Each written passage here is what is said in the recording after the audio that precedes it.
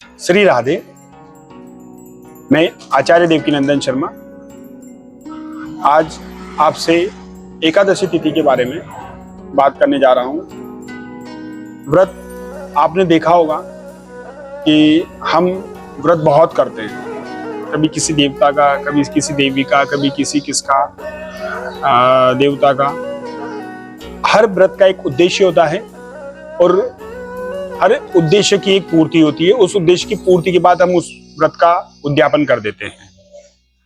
लेकिन आजकल आप देखते जाइए कि मेरा मानना है कि वर्तमान में युवा पीढ़ी और जो हमारे बच्चे हैं वो संस्कार विहीन होते जा रहे हैं। उनको संस्कार युक्त बनाए रखने के लिए और हमारी युवा पीढ़ी को सही मार्गदर्शन प्रदान करने के लिए हमें बालकों को या बुजुर्ग अन्य व्यक्तियों को एकादशी व्रत का पालन करना चाहिए और एकादशी व्रत करने के लिए सबको बोलना चाहिए। एकादशी व्रत एक ऐसा व्रत है जो हमारे समस्त पापों का नाश करता है। समस्त पापों को नाश करने के साथ साथ हमें मोक्ष की प्राप्ति कराता है, क्योंकि अन्य व्रत का एक उद्देश्य होकर उद्देश्य की पूर्ति के बाद हम उसको छोड़ देते हैं, लेकिन एकादशी व्रत ऐसा है कि हम जीवन पर्यंत उसको करते रहते हैं। और बालक, बुजुर्ग, युवा पीढ़ी एकादशी व्रत को सभी कर सकते हैं। वर्तमान में देखा जाता है कि एकादशी व्रत बुजुर्ग लोग अधिकांशतः वही करते हैं। युवा पीढ़ी बोलती है कि अभी हमारी उम्र नहीं हुई है। मैं ऐसा मानता हूं कि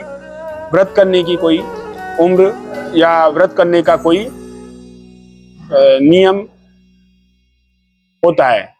व्रत करने की कोई उम्र नहीं होती है।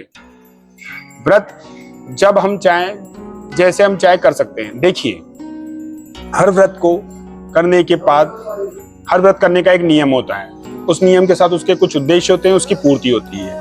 हर व्रत के करने के नियम के साथ उसका पारण, उद्यापन का भी कार्य होता है। लेकिन एकादशी तिथि हमारे साल में 26 आती है। 24 व्रत होते हैं, 2 एकादशियां अलग होती है। इस तरह से पूरे साल भर में 26 एकादशियां आती हैं। 26 एकादशियों की बात करें हम तो 26 एकादशियां पूरे साल भर में होती है।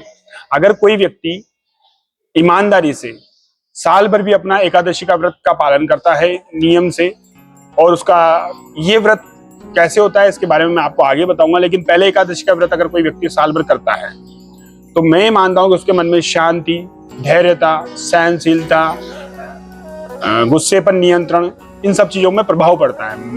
मैं तो ये बोलता हूं कि आप इस व्रत को करके देखिए। इस व्रत को करने का एक सामान्य नियम है। ये 10वीं तिथि को प्रारंभ होता है। एकादशी तिथि के दिन हम व्रत करते हैं और इसका द्वादशी के दिन पारण किया जाता है। हमारे संत और ब्राह्मणों का कहना भी है कि एकादशी तिथि सबसे महत्वपूर्ण व्रत होता है। एकादशी का व्रत हमारे जीवन में अत्यंत महत्वपूर्ण होने के साथ साथ हमारे जीवन का उद्धार करता है, क्योंकि एक एकादशी व्रत ही है जो हम, अगर हमारे कोई बुजुर्ग हैं, कोई दिवंगत हैं, जिनके लिए भी हम एकादशी का व्रत देते हैं तो उनकी आत्माओं को भी पुण्य, उनकी आत्माओं को शांति मिलती है। इसीलिए मेरा मानना है कि आपको एकादशी का व्रत हर व्यक्ति को, हर उम्र के व्यक्ति को करना चाहिए। प्रथम बात, एकादशी व्रत कैसे किया जाता है, कब किया जाता है, इसके नियम क्या होते हैं, इसके पालन कैसे किया जाता है। अगर आप ये नहीं सब जानते हैं तो हम इसकी अगली वीडियो बनाएंगे जिसमें आपको ये सब जानकारियां देंगे। एकादशी तिथि पर कैसे नियम लेना है, उसको कैसे व्रत करना है। उस दिन आपको अन्न का प्रयोग बिल्कुल नहीं करना है। कोशिश करना है कि आप बहुत नियम से रहें, संयम से रहें। दिन भर भगवत नाम का उच्चारण करें, मंदिर जाएं, परिक्रमा लगाएं। इस तरह से बहुत सामान्य नियम हैं जो कि हम आपको अभी बता रहे हैं। लेकिन पूरा विधि विधान से इस नियम को कैसे करना है, कब करना चाहिए, कितने बजे उठना चाहिए, इसका पारण का समय क्या है, ये सब चीजें भी हम आपको आगे वाली वीडियो में बताएंगे। धन्यवाद।